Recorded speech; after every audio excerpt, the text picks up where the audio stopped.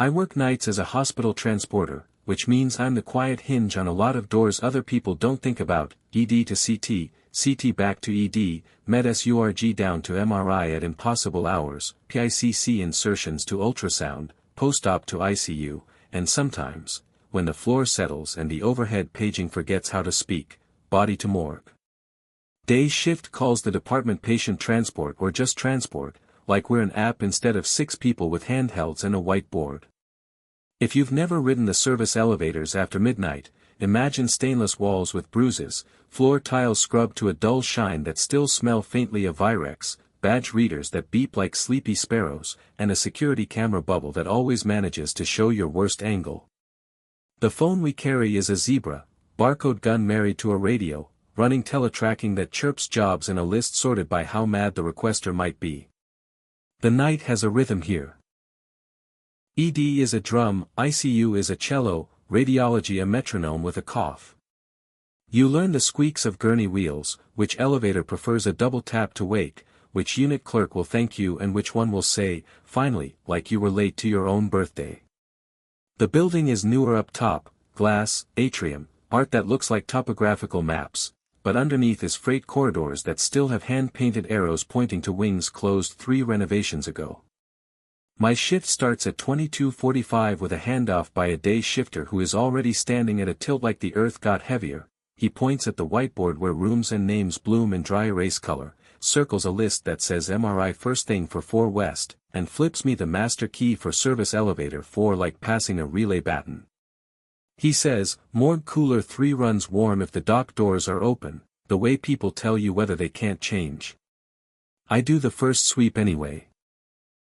Check the battery on the powered stretchers, test the oxygen cylinder on the striker stool, press the gurney foot pedal because nothing is worse than halfway to CT and realizing the back won't drop.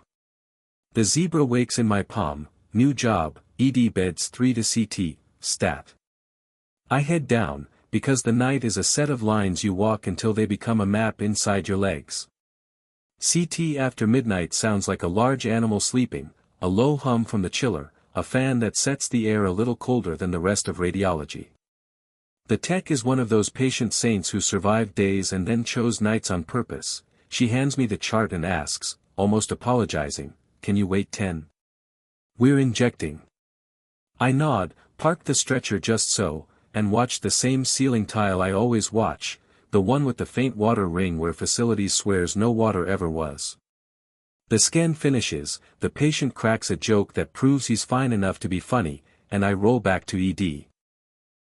Between the scanner and the ED doors there's a piece of corridor that refuses to decide if it belongs to imaging or to the rest of the hospital. The temperature changes in a way you can feel through your scrubs, and if you pause, you hear both the scanner fan and the taste of bleach from environmental services. It's the flavor of the building deciding what it wants to be when it's not busy. At 0:17 the Zebra chirps, a sign, room 512 to MRI prep. The number is wrong in my head before I finish reading, our 5s are South Pavilion, and MRI prep is on B. I call the unit clerk on 5 South anyway. She says, we have number 512, and then, you mean 5 to 12. We renumbered last fall, it's 552 now. Teletracking sometimes lags when administration renames, like a friend who keeps calling you by a nickname you outgrew. I take the elevator up, scan the barcode on the new door placard, and the Zebra complains, room does not exist. The nurse rolls her eyes. It doesn't exist to anyone who doesn't pay for renumbering, she says, then hands me a patient who breathes like he's memorized a script. The ride down is quiet except for the squeak every 7th tile seam makes. I notice the kind of noticing you do when you've done this too long. The elevator's floor indicator skips, for a blink, not because we don't have a 4th floor but because some panel somewhere hasn't forgiven its own wiring since last week's test. I walk the patient into prep, handoff done, and the tech signs with a stylus that might as well be a feather. The Zebra pings again before I am back to the elevators. The morgue is the part of the building the public will never tour and the part of the building the workers never decorate. You enter through a badge door tucked off a service corridor that also leads to materials, linen, and the dock. There's the cooler, A walk-in with a digital readout we pretend we don't check every time we pass. And the logbook with chain of custody lines clean as staff paper. If you've never signed one of those logs, the pen feels heavier than other pens in your hand. Nights we might have one body or none, sometimes two if the city has been unkind. On paper, decedent transport happens at times that suit the units, end of shift, early morning, whenever the charge nurse has the breath for it. In practice, the calls clump in the hour between 1 o'clock and 2 o'clock, like the building keeps its own appointment. At 0:43 the zebra throws a tone that is not my usual list. Decedent transport, pack you to morgue, routine. Routine is a comic word. I key the radio to security, because they open a second door for me on nights, the one with the camera the paper hasn't learned to see. Hale, the overnight lead, answers with her voice that turns everything into policy. Pack you says what? She asks. Routine, I say. Name on the zebra is blank. No pack you nurse sends an empty. We're on our way to stand by, she says. Up in pack you the desk is empty in the way of rooms where all the work is happening inside curtains. The charge looks up when my gurney's brake complains. I hold out the zebra. She shakes her head, checks her board, then looks at me like I have brought her a puzzle she doesn't want. We have no decedents, she says. Everyone's still complaining. Which is how I like them. The zebra insists, blinking, pack you, bay 3. She walks me to bay 3 and pulls aside a curtain like a magician refusing the trick. Inside is a patient asleep with the kind of machine sleep that would make a poet cry. If IT is testing, they forgot to tell me. She uses the nurse phone to page someone who doesn't answer. Tell security to clear the log if they can, she says. And tell your computer to buy me dinner first. I clear the job and chalk it up to echo traffic. Old assignments repeat when someone fails to close a loop. The night learns your skepticism by heart and waits. At 01:06 I get an ED to 4 West and 4 West to court pair that runs me like a courier, and for 20 minutes the building is an obedient machine, rooms labeled with numbers that are real tonight, nurses who sign the zebra screen with actual pens because the stylist died again, a CT tech who asks if I want whatever is left of her cold fries. At 1:24 Hale keys up on the shared channel. Transport, we've got a door held on North Pavilion 5, she says. Construction floor is sealed but stair 2 is losing its mind. Do not go without me if your computer wants to explore. I grin even though no one can see me, the computer chills. 2 minutes later, as if offended at being told not to explore, my zebra chirps, pick up, N5, room 512, morgue transport. If this were a movie the lights would flicker. Instead the hallway goes on being a hallway and the elevator comes when I ask, and the only thing that smells like fear is the idea of explaining to day shift why my knees forgot how to be knees. North 5 has been wrapped in plastic since winter. We sealed it for a plumbing riser replacement that turned into asbestos remediation that turned into a budget poem. The sign on the service corridor says authorized personnel only, but the badge reader is set to friendly for facilities and security, and at night those families adopt you as a cousin. Hale is already there, leaning against the crash bar of the stairwell like a person who has chosen being awake as a sport. She flashes me a smile that contains equal parts kindness and, I will write a report.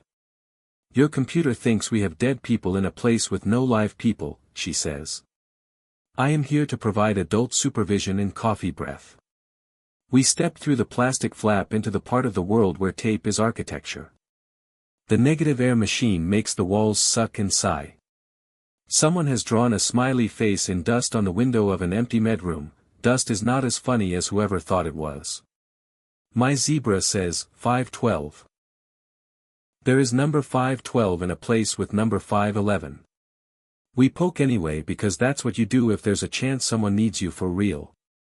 In the old soiled utility room there is a linen cart and a silence so thick it sounds like you could fold it.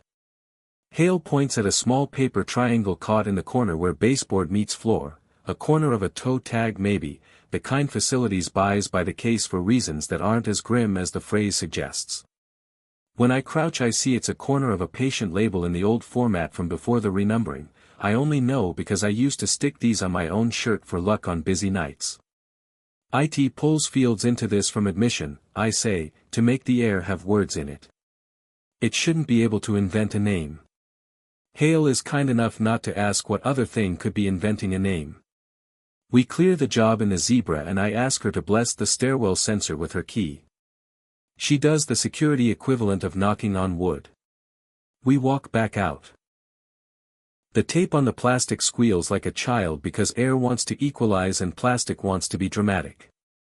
Back down on B, the hallway is different in the way a hallway is different when you carry the idea of plastic with you.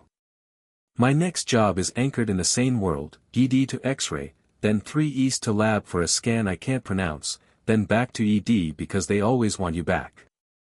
I'm halfway through wiping a gurney rail when the Zebra chimes with the low note teletracking reserves for assignments the system thinks you might argue. Decedent transport, med/SURG 6, room 612, routine. I look at the time. 1:42, the pattern of the night is trying to teach me a song I refuse to sing along with. On 6 the charge nurse lifts her chin at me, already reading the Zebra's glow on my face. No decedents, she says before I speak. We did have hospice in 618, they passed at 2100, family is with them until morning. They signed no rush and I am obeying. I show her the screen. She frowns the way people frown at puzzles and therapy copays. Your department has a phantom, she says. Tell it to go to 6 West, they're annoying on purpose. I clear it, write a note in my little paper log because sometimes paper believes you when computers don't, and roll back to the elevators. The stainless doors of service 4 open without me touching the call button. Inside is nothing at all but the smell of that mild electrical heat old panels give off when they've been asked to remember too many floors. I hit B, because the morgue is a thought that will make a home in your skull if you let it. The morgue logbook is a grid of boxes that is more church than paper, each line wants the decedent's name, date of birth, date and time of arrival, who delivered, who received, which cooler location. Cooler 1 shows 37 degrees Fahrenheit in a slanted red LED, Cooler 2 shows 35 degrees Fahrenheit, Cooler 3 says 39 degrees Fahrenheit then 37 degrees Fahrenheit then 38 degrees Fahrenheit because the dock door is open and the night air is doing what night air does. The white board listing bays has 4 magnets with numbers and 3 with names because someone used the board as a scratch pad for a moment and forgot to clean it. The chain of custody book is closed clean because the day shift tech has OCD in the kind way that saves you when the stakes are the names of people you love. I flip it open anyway and the last line reads 2310, 2 East, arrival. It's not my handwriting, which is all elbows and stairs, it's the day tech's little print. I'm about to close it when I notice, ghosted into the page below as if the pressure of a ballpoint thought about committing, another line shadowing the margins of lines we haven't written yet. The shape of my own last name exists there in faint pressure I could pretend was nothing if I were a different person. I close the book because sometimes you can close a door without slamming it. Outside the dock roll-up slams its own weather, somebody from materials just took a pallet of 4 fluids you could build a wall with. The cooler fans make the sound coolers make, constant and uninterested in your story. I check the digital readouts one more time like a man deciding whether ending an evening with one more drink is a good idea and tell security over the radio, morgue is normal, which is my favorite word. Hale says, copy normal, like she'd tattoo it on her hand. At 2:05 the night takes pity and hands me a string of transports that feel like generosity, a med-SURG to a CT with a patient who tells me about the dog he used to walk at 3 a.m. when the world was kinder, a 2-person move from ICU where the wall oxygen hisses like a busy mind, a wheelchair ride from ED to a family's car on the front loop where the air smells like cigarettes and old arguments. The part where I feel the tug back to the morgue is the part where I tell the building to mind its own business out loud in the empty elevator. I'm alone enough to be funny about it. And then the Zebra pings, morgue, cooler, assist. No unit, no floor, just those 3 words like someone forgot vowels. I key security. No one called us for that, Hale says. But the dock just opened again. We're coming to meet you because rules are rules. I'm already in the service corridor when I hear it, the sound of knuckles on steel, twice, a pause, and then two more, the rhythm institutional doors make when the polite version of you knocks. The sound is coming from the cooler doors. You can make anything into a story if you want. I want this not to be one. I push the door to cooler 3 open and the air sighs at me, and the smell, the clean cold smell that is just air made heavier by work, wraps my teeth. There is no one inside who is not supposed to be there. The bumpers on the rails are scuffed in the same places they were scuffed at midnight. In the far corner, a toe tag string hangs like a thread cut too long. I wait a full minute because waiting makes the world reveal how ordinary it intends to be. Hale steps in, breath fogging because that's what bodies do in cold. If there is a ghost in here, she says, it's a union ghost and it is on break. We both laugh, not because we are brave but because we are pretending to be for each other. I close the door, write 211, checked, nothing out of range in my own little book, and put the book back exactly square. The zebra is quiet like a child who heard its name. You would think the rest of the night would grant us the mercy of boredom, but the building has its rituals. At 2:29 the fire alarm panel at security shows a supervisory from stair 2 on North 5 again. Hale says a word between her teeth that isn't a policy. I tell her I'll meet her halfway with a flashlight I don't believe in. When elevators are tired they stop patient at 3 and 6, tonight, service 4 overshoots 3 and thinks about stopping at 4 and then remembers that it loves me enough to keep going. The door opens on 5 like we paid extra for responsiveness. The plastic breathes.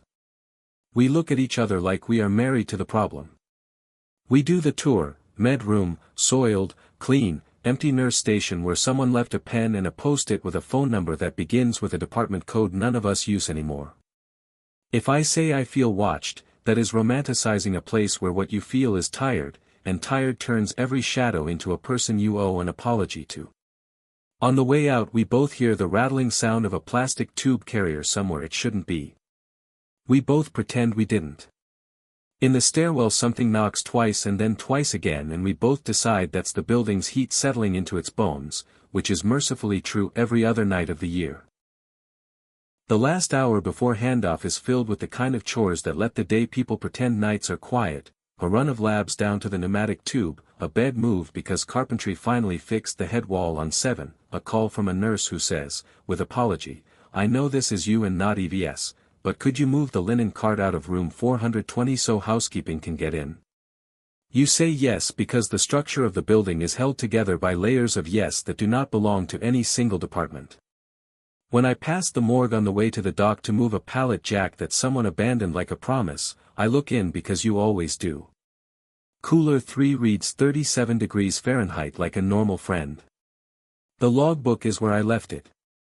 I put my finger on the place where my name would go if I were the kind of person who made notes to spook himself, but I am not, so I do not. What I do is tape one of our transport stickers, the little white ones with a barcode and my initials, on the inside of the cabinet door where only I will ever see it. I tell myself it's for inventory. I know why I did it anyway. Handoff today's shift at 6:58 is a ritual. You say the elevators behaved, except when they didn't, you say ICU still likes a 2-person lift, you say CT was a prince, you say the dock door makes the cooler sulk, you say security had a supervisory on North 5 again but nothing human, you say the zebra invented 2 morgue jobs and a phantom PACU run, and day shift says, in the tone people use when they are filing your words under, night people say night things.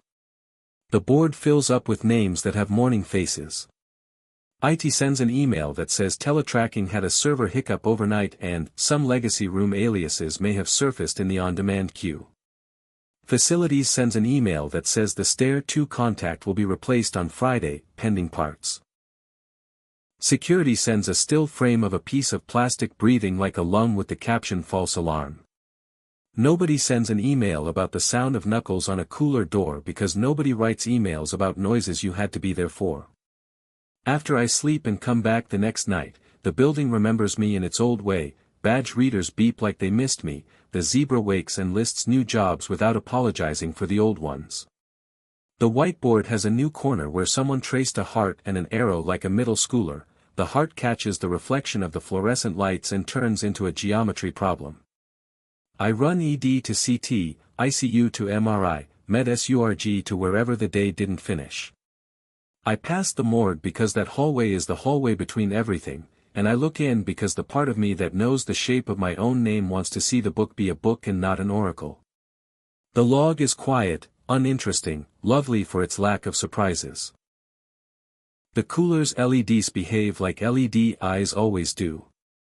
There is a smear on the cabinet door where a sticker used to be because coolers are condensate and stickers have shame. I do not need that to mean anything, so it does not.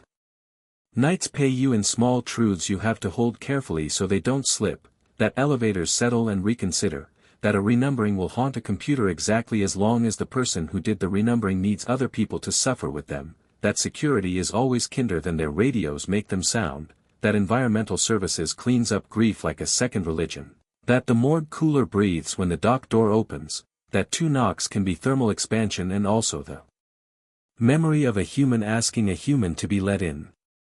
If there is a ghost in this building, it is the part of the routine that keeps going when nobody is there to perform it. Jobs spawning log to rooms that no longer exist, elevators arriving uncalled because they learned your footsteps, paper remembering your name before you write it because you always write it there, always around 2:11 after you open a door to check the cold. Day shift wants signed lines and numbers that live where they're supposed to. I give them those. Nights want someone to walk the lines between, and listen to the humming, and keep rolling the gurney even when the stairwell knocks twice like a question. My job is not to answer. My job is to show up with the stretcher foot unlocked, the O2 tank checked, the white sheet folded square, and the pen that always finds the right place in the logbook. On the nights when the zebra invents a run to a room walled in plastic and the cooler taps a little code that could be physics or habit or the hand of the house itself, I go anyway, and I look, and I write the line so someone can see the world did what we asked it to. Morning can name it server error, legacy alias, bad contact, human error. I sign where it says signature, print where it says name, and roll my cart back to the elevator that sometimes opens just before my thumb reaches the button, like it has been listening all along and wants me to know it.